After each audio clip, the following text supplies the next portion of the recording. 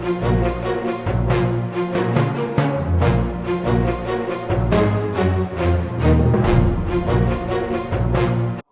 up, it's your boy Roy Jones Jr. Right now you're checking out Lineal Boxing TV with Bertie.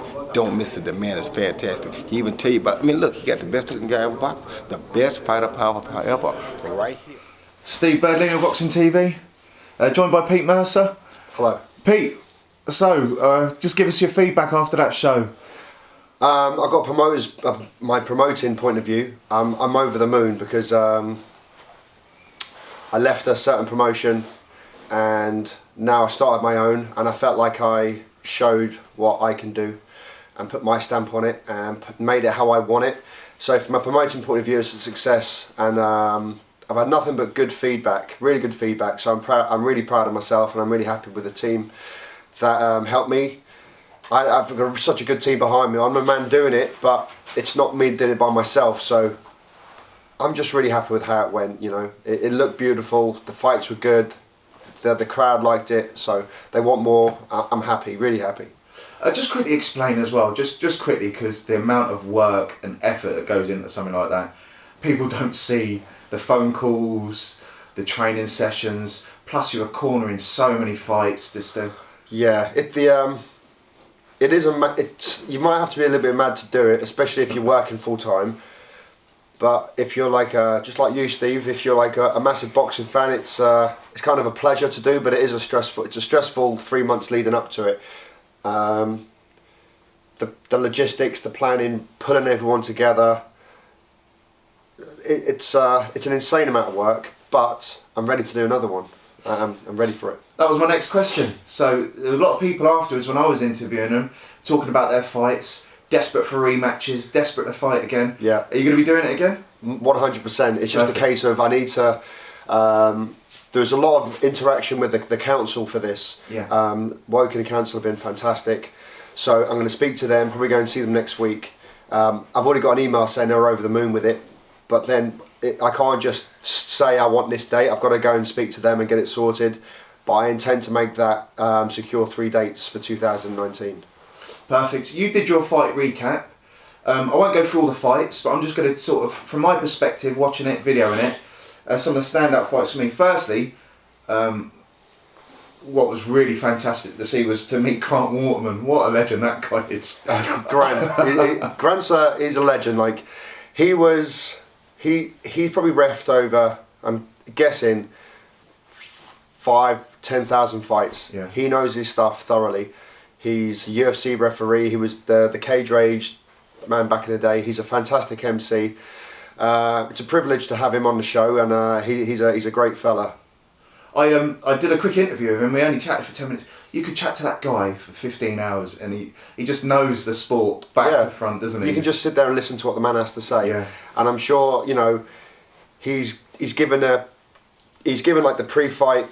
The rules meeting in the ring and all that stuff. He's given it to the guys who have had 6 months training. He's also done that for Anderson Silva. He's gone from one spectrum to the highest, the pinnacle to the beginning, and he's a legend of the game. He's seen all aspects of the sport, isn't he? Yeah, exactly. Also as well, Daz Duncan, the referee. Daz Dagan. Dagan, I will say Duncan. Yeah, so he's a legend in himself. Former soldier, had lots of fights. The thing I like about Daz though, he's one of the most, he carries himself with really a high level of integrity. He's a no-nonsense man, he's fair. Again, Daz is he's someone I really look up to as well. 16 fights as well, to be on it all that time as well. Yeah. Did an absolutely fantastic job. He did. He was tremendous, and the one thing about Daz as well is he's not going to do me the favour of, if my fighter loses, my fighter loses. As simple as that. That's why I chose him. He's not gonna sway my way because we're friends. Of course. So I'm going to go through some of the standout fights that I fought, and just if you can give me your opinion on them. Please forgive me if I pronounce his name wrong, but James Olugbai, is it? Yes. What a fantastic fight he had with Ziz, is it? Zizi Zanetti. So they're very similar, but Zizi's a few years ahead. So Zizi, tremendous shape, tremendously tough. I think he might his winning streak's catching up with his losing streak. Yeah. But the record doesn't reflect him. Yeah. So he's just got a big set of them. Yeah. And he's had tough fights. James Oligbai is exactly the same. So Zizi wanted a matchup. Now Zizi probably came in about 5 kilos heavier, and he had, I think, 7 fights experience. And James is hassling me for a fight, and he's 0-2. But he spars, you know. What let him down in those fights is his cardio. I don't think the 2 fights he learned the hard way. Like, if you don't have cardio, you'll get beaten up by a 7-year-old girl. Yeah. Simple as that. When you're out, you're out. When you're out of energy. So I'm like, the only fight I've got is Zizi, and he's like, he's a bit of a beast. Yeah, he's tough. So I don't care. If you're happy for me to do it, I want it. I want the experience. So yeah. I told Zizi the deal. James knew the deal. And Zizi at the end said that was his hardest fight. And I'm really, really proud of James, because a lot of people are very protective of putting themselves on the line. Yeah. And they had a tremendous fight. And Zizi won the fight fair and square. Yeah. And now the fight's done, they're going to train together. And it's just a terrific. Had a bit of boxing, terrific punch up. And also from that, you find out the hard way, don't you, in that ring as well. And for them to start training together and then progress and improve, it's really good to see. Yeah, 100%. I think, from my experience, you don't really know people that well. Yeah. But then you fight them and you share that hardship with them. Yeah. And that's when you have that mutual respect. And they're going to have that for life. They're going to be, every time they see each other, they might not know each other that well, but they're going to be like, I've got a lot of respect They've always for this got that guy. bond, haven't they? That's right. Yeah, and they'll help each other out no end. There was a fight I think you said you missed. Absolutely fantastic. Kirsty Holmes, Amy Rocket. Yeah, I didn't get to see that one, but like I said, it was 16 fights. I had 14 of my guys on, plus running the show. So when that fight was on, I had to go and run around, see my guys, see what was happening with the show. I think I caught the last 20 seconds of the round 3. Yeah.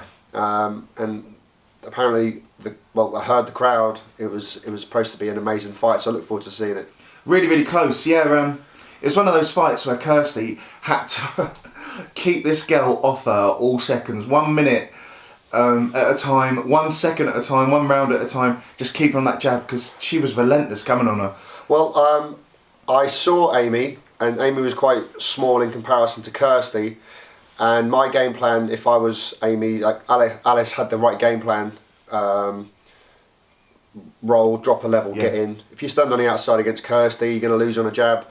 So you have to pressurise these taller people who like space and time. So I didn't see the fight, but that's what the game plan would have been, had I been Amy's cornerman. Johnny Frampton, Joe Smith. Johnny Frampton, right? So at the end, when they've sparred each other, me and Maximus worked closely together. So we had them sparring. We were sparring at their gym, so there's a little bit of nerves because it's new environment. But Johnny is actually, when he's loosened up, he's really slick. Yeah. Joe just turned out better. Like, Joe threw everything at Johnny. Like, he was in our corner landing massive combinations to the body and head. I was like, Johnny, he's tough as nails. Yeah. But from the sparring is not the same as fighting. So Joe, no hardship. There's no complaints. Joe performed superb, and Joe, you look great. And I think this fight is going to make Johnny be able to compose himself, relax, and actually function and process what he has to do better in a fight. So Joe looked tremendous, head movement combinations. Johnny proved he's tough as nails. But he spars with our guys, and sparring at our place isn't a joke. We spar hard. Yeah. So I knew it'd be tough, and I think from this fight he's going to learn to be more composed and actually be able to compute what he has to do under pressure. And one of those fights where he will just take so much from that and so much learning curve. He was actually at training last night. We all went round there to the gym last night. Chris Nunn was in, Johnny Frampton was in. Most of the guys who fought were in there. They're still ready to go. Still buzzing. They're still buzzing. Yeah. The best KO of the night, unfortunately, in boxing. That's the risk you take. Liam Murphy against Luke Whistler. Yeah. Luke was really keeping up with him all the time. Just got caught in the ropes, and then he got caught with one shot. And did you actually see that KO? No. So I walked out and I saw Martin Gunner, the photographer, and I grabbed him and said, "Do you mind if we go to the stage and get a photo and catch what's happening, catch the crowd?" And only when I got up to the stage, I saw someone laying there knocked out, and he goes, "Is now the best time to do the photo?" And I was looking, and I went, maybe not. Yeah. So I've seen it on video. There's something. So Rocky Williams is the coach of Liam. Yeah. And I call him Pole Cop. Big Dave from Maximus. I was told it was like 2 fights each. Yeah. I think one was 2-0, one was 2-1. So I saw Luke Whistler the other day, and he said before the fight he had seen the interview you had done with Liam, and it said on the interview Liam said he had 5 fights. Okay. I was totally unaware of this. I was told it was 2-1. Yeah. And he said it messed with his head a little bit. Yeah. And I was like, look, I'm sure he's probably involved in like interclubs, but you're holding your own up until that point, so maybe don't read into it. Yeah. I think he's had the nerves. That's what he said to me. Yeah. But it's one of those things. Look, a couple of fights here and there. You got caught clean. It was a good knockout. There was from what I've heard, it was a totally fair fight until you got caught. But I think he was a little bit cautious after seeing he had 5 fights while 2. But I also said, and I've fought guys who are, I think it was my 3rd fight. I fought a guy who's had 18-2 or 18-3. My brother was with me in a car park. I was petrified. Yeah. And I went out and underperformed, but still won. And I think I learned from that you don't. It's all in the head, as you know, Steve. It's all in your head. And I said, look, it's one of those where you might be nervous. You can't read too much into the record difference. Yeah. And a good shot can land. It can land and knock out anybody. Yeah, and if Luke watches this, I hope he doesn't. I hope he does carry on, because that, like you said, it happens. He was performing really, really well. Yeah. And those kind of shots, they can take anyone out. You get caught. I said to him as well. Just get straight back at it. That's right. It's not as if he was outclassed or he was. It was just one of those shots where you just get caught on the ropes. That's good to hear, because this is another thing I said to him. It's like Contenders is my thing.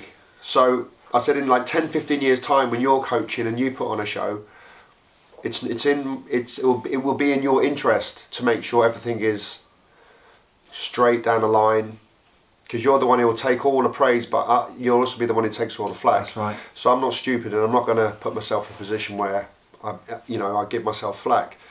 So I said it was all as straight as it could be, Yeah. And it's just one of those things. I've seen it. It was a beautiful combination. He got caught just from the side on the right hand. He was gone when that landed. Yeah. And the referee was on his way in, but 2 more came in. Yeah. And if I was fighting someone and I saw them go, I'd be going in for the kill as well, just like he would have done had he had landed the shot. And it's just instinct as well when you're not even thinking, are you? Yeah, exactly. But I'm glad he was absolutely fine. Yeah, 100%. And keep going, because it was an absolutely fantastic fight until that point, and like you said, it can happen. It's boxing. But yeah. This was my favourite fight of the night, and there were so many good ones. But Bobby Goodchild against Chris Nunn. Oh man, that was my favourite fight. Yeah. Chris Nunn, I don't know if it's the purest way. At one point, he was actually coming forward head first. I don't know. He does this in the gym. I don't know if that's the best sort of, like, from a fan's point of view, it's fantastic to watch. Mate.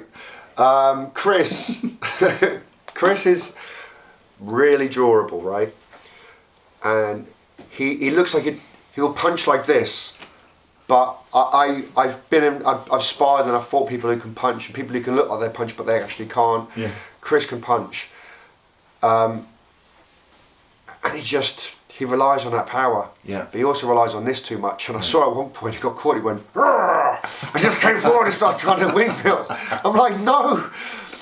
In the gym, I'm always trying to get him to say, move the head and actually punch like you've got no power, because when he does that, he boxes and then really relaxes nice. And starts, the power comes through the shots. Whip them out, but he just rather take him on the head. And he was like this. It's amazing, but no. Do you know what? He didn't look too bad doing it, so I don't know if that's something you can take forward and start training more people. No.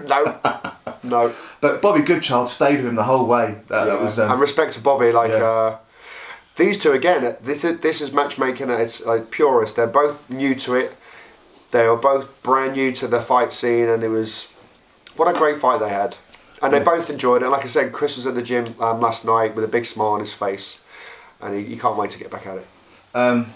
And then obviously the skills fight, Dan Mead and Lucas Cox. Yes. When a referee, after 16 fights, calls the MC and says, look, this was the you know what I mean, boxing at its best. Yeah. What two great, fantastic lads. And do you know what? It was just fought in such a good sort of... They both showed patience. Patience, not going over the top. It was just very, very pleasing fight to watch. It was beautiful. From a fight, you got fight fans who want to see a tear up, and then you got the boxing fans who want to see the good boxing.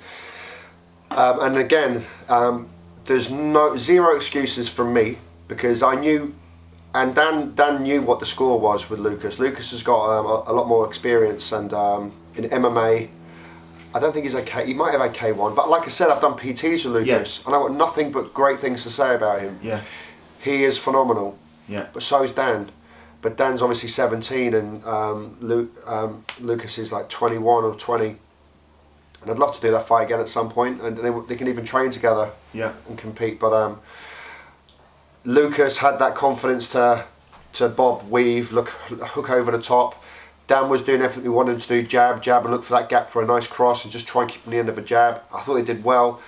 But then there's a lot more to a fight, and Lucas showed he had so much more confidence to try more stuff, put more combinations together. It was more the ring craft as well, just his ring, just moving around the ring. Yeah, exactly that. Yeah. So there's zero complaints from me. I'm full of praise for my guy Dan. I thought you were a tremendous Dan, and he's proud as hell of himself, and so he should be. Yeah. And Lucas too. Like, there's nothing bad for me to say about that. We lost it. We knew it'd be a tough one, but I got a bucket load of faith in Dan. And it just goes to show how good Lucas is, because Lucas said to me afterwards that it wasn't a pushover, and although he lost on points, Dan didn't get manhandled. He came out fresh. Yeah. Dan is a wonder kid. We've got to remember he's 17. Yeah. Well, I actually said to him afterwards, I said, the fights like that, obviously he lost on points, but there is no loser in a fight like that. It's all learning. It's all you're handling yourself with like. I think Lucas can really go on to something special, 100%, as can Dan. These guys, that hopefully in 5 years when I go back and look through this, I'll be like, do you remember when I built? Yeah, I'm on the same page. Yeah. So Lucas has trained with like Team Titan. He's at Maximus now. I've done some stuff with him. He absorbs stuff like a sponge. He's got a great attitude. He's got no ego, and he's a mirror image of Dan. Dan is exactly the same. He's a whiz kid, good temperament. I'm a dad. I'd love my son to grow up just to have the same kind of temperament and like carrying himself the same way. So again, I'm praising these boys a lot. And then last but not least, at the top of the bill, how did you find that fight? I found it really, really good. So Bradley's you got to remember, so all these guys fighting, they all work full time. They all have full time jobs. They're doing 40-hour weeks, 50-hour weeks, whatever job, delivery driver, building site. And then they train for this out of the love on the side. Carl Trott had fought for I think a novice title a week before, and on the Queensbury. And again, Bradley and Carl had similar records. You know, I think 2 or 3 losses versus 2 or 3 wins. It was identical. I think Carl had lost the week before. I found that out after the fight. Yeah. But again, they both went in same records. Again, Danny Ruig from House of Pain. Like, I can trust all these coaches because they're upfront with their records.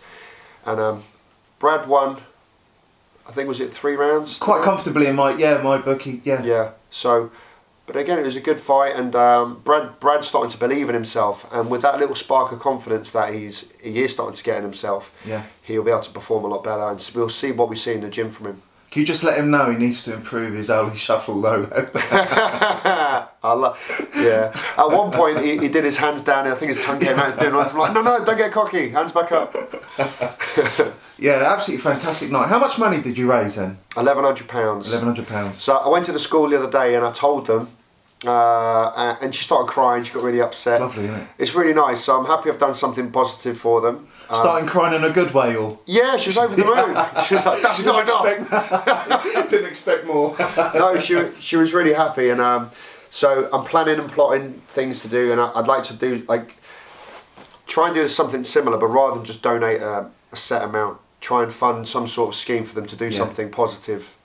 So I'm working on it, and they were happy. So I think next week we're doing like a check presentation. Oh, lovely. You had a couple of lads helping out as well. How did they get on? Yeah, so we had 2 students from the school, Rob and Connor. And they're not far away from fighting themselves, and they were 100% reliable. The teacher said they've never seen a kid so focused before. They've been non-stop talking about it, and again, it's really positive to see these young kids that have come from whatever background they've come from, train with the fighters, be around the fighters, see what they go through before a fight, see how serious they are, see how nice they are, and it's all just a positive effect. It's like the butterfly effect. It all spreads positivity. So. And giving them responsibility as well. Do you know what I mean? Yeah. Helping doing the running order at one stage as well, and telling guys to get ready. And exactly, and that in itself, like for a teenager to walk into a room full of men, you know, it's a bit daunting. Yeah. But they did it really well. So it's just that positive effect on how to carry yourself as a positive young man. It's just gonna have a knock-on effect for them to grow up even nicer. That's what you want. It's the whole aim of the game, isn't it? Absolutely. Fantastic night. What a lovely little recap. Is there any last fights that you wanted to mention at all? That Sean Sanderson, she fought her heart out, and again, it's like there's nothing. That was the K1 fight. The K1 fight, yeah. So the pool of fighters for females is growing, but it's actually currently pretty small. But then a 50 kilo female pool is very small, and so there's a Thai fighter called who did Sean fight again? She fought. My mind's gone blank. Oh, I've got it on here. I've got it as well. Chloe Murphy. Chloe Murphy. Sorry, Chloe. Lovely lady as well. So she had 4 or 5 fights. Sean had an interclub. She lost on points, no doubt about it. But she showed, like I said beforehand, if you're fighting for a team, our team spirit is superb. Yeah. And when you're fighting for a team that you know I've got your back and you're trying to represent your team, you fight that extra bit harder, and Sean fought her heart out. So I am pleased. I'm pleased with every single one of my guys. They all enjoyed it? They all loved it. Yeah. It's been phenomenal, and it just makes that team bond even stronger. When do you reckon your next show's going to be? What are you really sort of aiming for? I'm aiming for March or April. Yeah. But there's something I might be working on, putting on a show in another country in April. Oh wow. But I've got to keep that to myself until a few weeks. I'll edit that bit out. Yeah. So looking at probably around April time. Yeah. April time. Oh, Pete, fantastic. I've filmed the fights, so if anyone wants a memento of the fights, yes, that'll be out in a week. So if you want a DVD fight, it'll be £12. Message yourself or me. Yeah. And that can be arranged. Guys, listen, do me a favour. Everyone who fought on the show, get yourself a DVD, because Steve has gone out of his way, helped us out. He's given you guys lots of exposure with his linear boxing TV channel, and he's helping us out. Let's help him out. Get a DVD for yourself, buy one for your mum, buy one for your auntie, buy one for your brother. Get behind him. It's only £12 a DVD. None of this buying it and, you know, copying it. Get behind this man, because I'm so grateful for you, Steve. I really appreciate it, and I'll be buying some as well. I really appreciate it. And again, just want to say to yourself, fantastic for having me on board. Really, really enjoyed it. And I'm not just saying it, blowing it because you're here, but that was a fantastic night of fight, and that really was. I really appreciate it, mate. I'm super proud of it, and thank you again for being on board. Very last thing, we worked out our sportsman bet.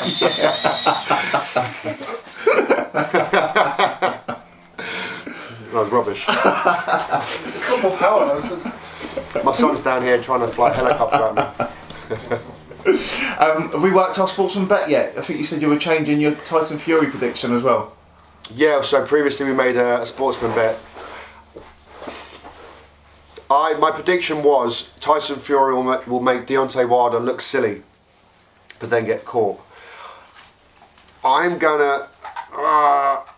I can see Tyson Fury stopping Deontay Wilder. Wow, that's bold. And I'm just watching his training, and I'm like, there's so much stuff. You can have a fighter who can do all the things in the world, but if he's got a mindset of total confidence and belief in what he can do, that's even extra dangerous. Yeah. I think Tyson's too slick to get caught, and I think he could stop Deontay Wilder. Ooh. What do you think? I think Tyson's going to win on points. Boring fight. Yeah. Very similar to the Klitschko fight. Yeah. I don't think he can catch him and knock him out. I don't think he's got that. But Deontay Wilder's been wobbled a few times, and yeah, he's got that punch variation, so he can Do you know what? I'm going to stick to my original. I think Tyson make him look silly, and then Deontay catches him, puts him out. And lastly, Bellew Usyk. I'm going for Bellew. I'm going for Bellew as well. We'll agree on that one. Definitely. Pete, thanks so much for your time. My pleasure. We'll catch you up again soon, and all the best, mate. Thank you, sir.